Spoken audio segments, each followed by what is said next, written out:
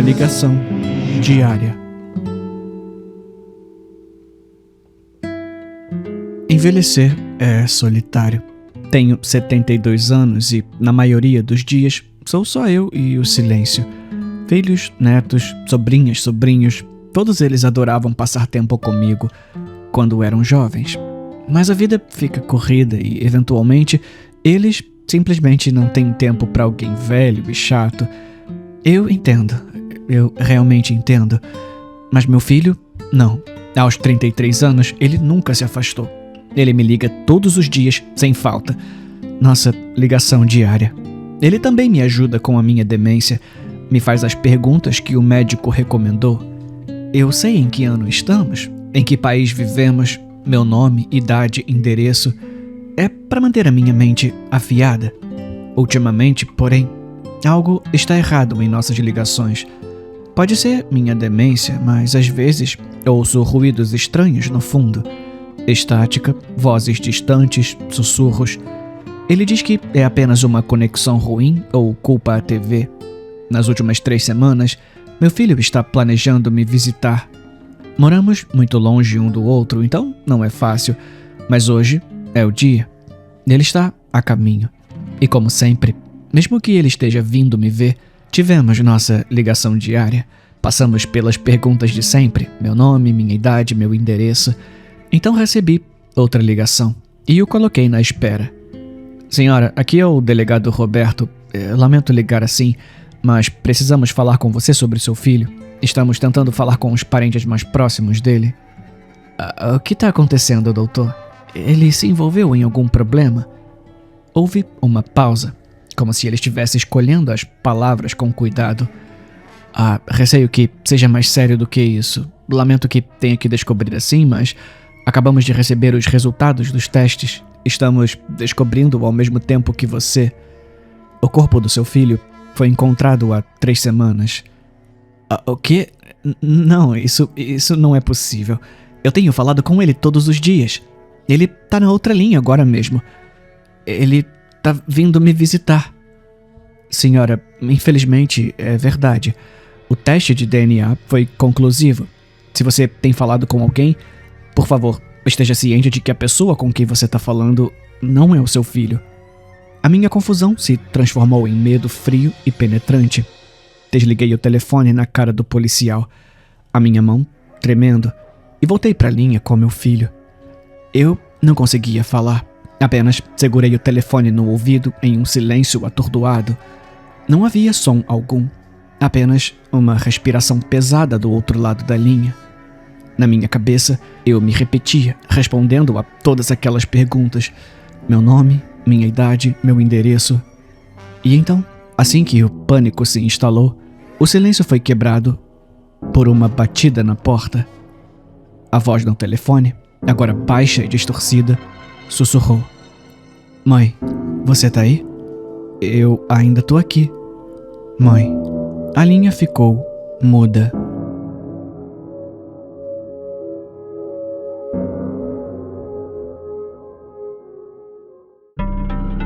Nunca desista.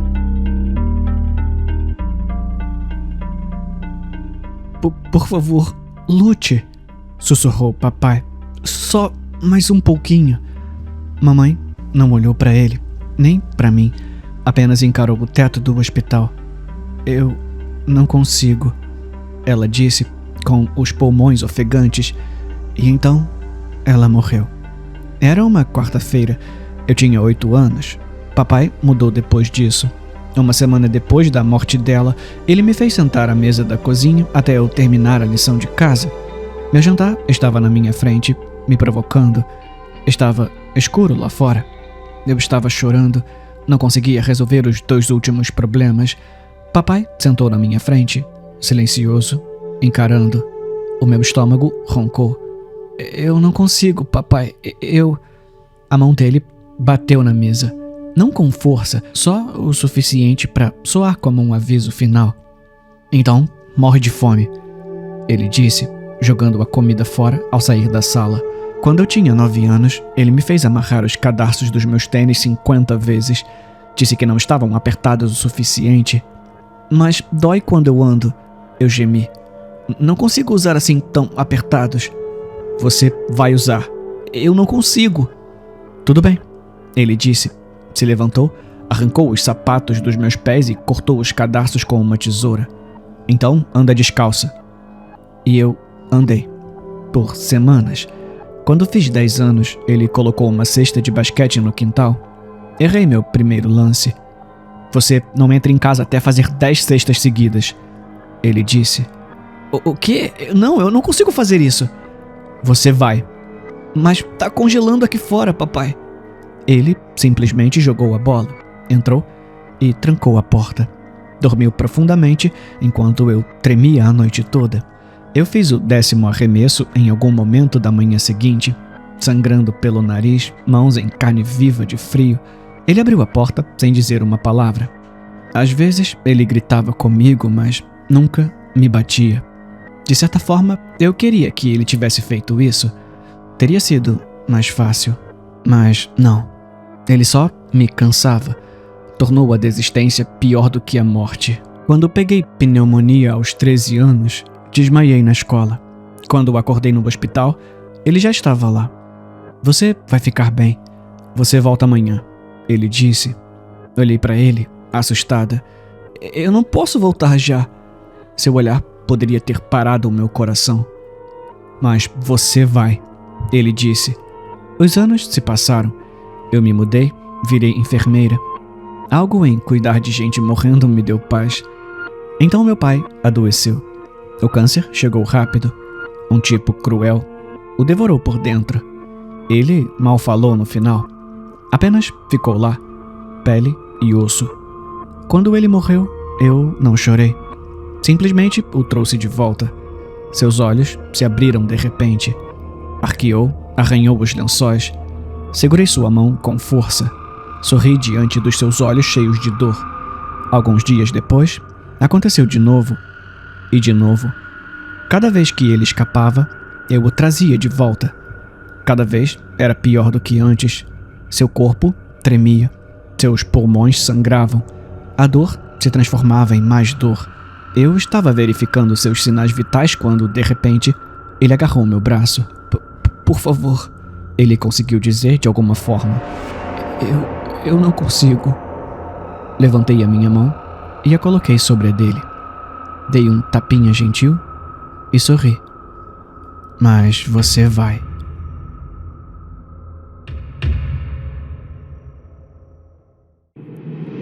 O jeito como meu pai usa IA é perturbador.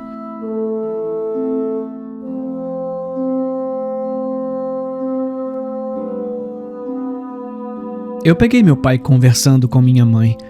Foi assim que tudo começou. Acontece que a minha mãe faleceu há 3 anos. Dei uma olhada nele. Ele não ligava pra ninguém há 3 semanas. Ele tem 70 anos, ainda é capaz, mas aposentado e solitário. Ele era tão próximo da minha mãe que todos presumimos que, depois que ela faleceu, ele não estaria muito longe. Eu o surpreendi. Eu ia me anunciar, mas quando abri a porta, ouvi uma voz familiar. Era minha mãe. Ela estava conversando. Ele estava conversando com ela. A porta do escritório dele estava entreaberta e, quando olhei para dentro, vi minha mãe no monitor dele. Eles estavam falando de política e as respostas dela estavam no presente, falando sobre coisas que ela não sabia. Quando finalmente disse alguma coisa, ele desligou a tela e saiu correndo do escritório. Eventualmente, ele me disse o que era. Um programa de IA que ele havia comprado por um valor exorbitante. Ele a alimentou com imagens e inseriu outras informações, áudio, etc. O que saiu disso foi um clone digital assustador da minha mãe na tela. Ele me disse que estava usando isso para lidar com a solidão. É como se ela tivesse voltado dos mortos, filho. Ele me incentivou a falar com ela. É claro, eu fui embora. E o tempo passou. Nós ouvíamos cada vez menos. Meus irmãos queriam que eu passasse e exigisse que ele parasse de falar com a mamãe. Nenhum deles veio comigo. Mais uma vez, entrei na nossa casa e, mais uma vez, meu pai estava em seu escritório conversando. Mas ele estava sussurrando desta vez. Quando abri a porta, meu pai deu um pulo e tateou desajeitadamente enquanto tentava desligar a tela. Não era com a minha mãe que ele estava falando dessa vez.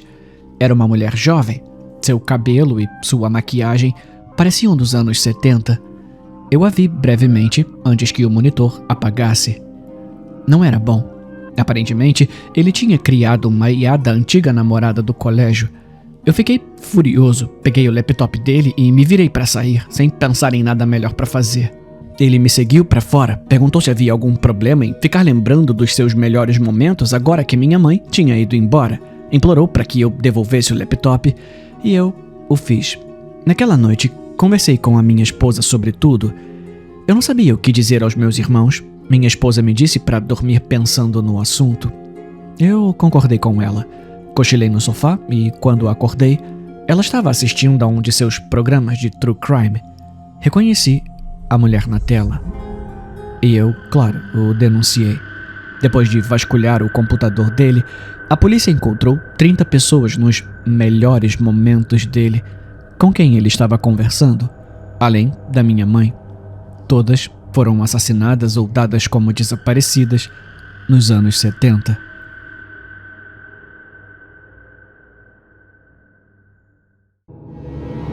O corpo da minha avó está agendado para ser removido às 8 da noite de hoje, mas ela não está morta. Não, meus irmãos e eu não estávamos ouvindo coisas. A mensagem de voz no telefone da mamãe era perfeitamente como uma IA. Olá, estou ligando para o descarte do corpo programado para as 8 da noite. Devido a um erro no sistema, chegaremos 1 hora atrasados. A vovó tinha 96 anos, quase inconsciente, mas isso era cruel. Eu vi o olhar do meu irmão do outro lado da mesa no jantar. Faz alguma coisa, ele murmurou, porque eu era 1 ano mais velha. Nós sabemos sobre a vovó, eu falei. Não vamos deixar você levá-la. Eu não percebi, até ver os olhos frenéticos de Luke, que eu estava babando. Mas assim que me levantei, minhas pernas cederam e eu caí de volta no meu assento.